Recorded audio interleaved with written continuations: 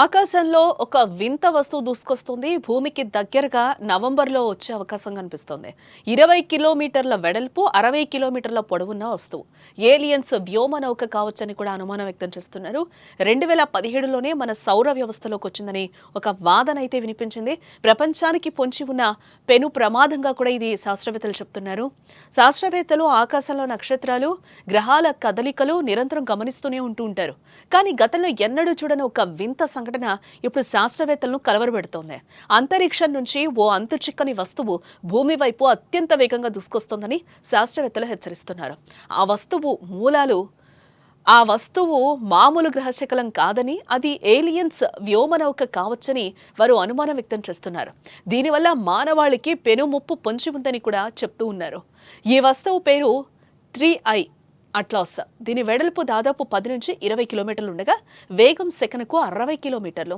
ఈ వస్తువును మొదటగా చిలీలోని అట్లాస్ అనే asteroid terrestrial impact last alert system telescope గుర్తించింది. అయితే హార్వర్డ్ యూనివర్సిటీకి చెందిన ప్రముఖ ఖగోళ భౌతిక శాస్త్రవేత్త ఏవే లోయబ్ మాత్రం ఇది మామూలు వస్తువు కాదని, ఇది ఏలియన్స్ సాంకేతిక పరిజ్ఞానం కావచ్చని పేర్కొన్నారు.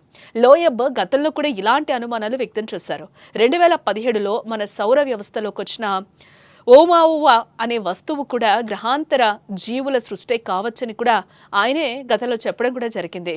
3I అట్లాస్ భూమికి నవంబరు చివరిలో దగ్గరగా రావచ్చని కూడా శాస్త్రవేత్తలు భావిస్తున్నారు. ఆ సమయంలో అది సూర్యుడికి మరింత దగ్గరగా వెళ్తుంది.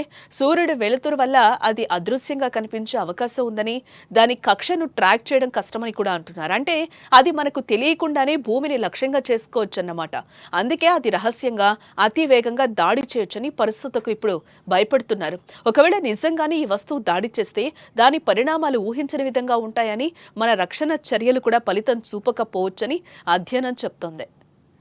భూమి మీద దాడి చేసే ప్రమాదం ఉందని హెచ్చరిస్తున్న ఏవీ లోయబ్ ఈ సంక్షోభం ప్రపంచ దేశాలను ఏకం చేస్తుందని కూడా ఆశిస్తున్నారు.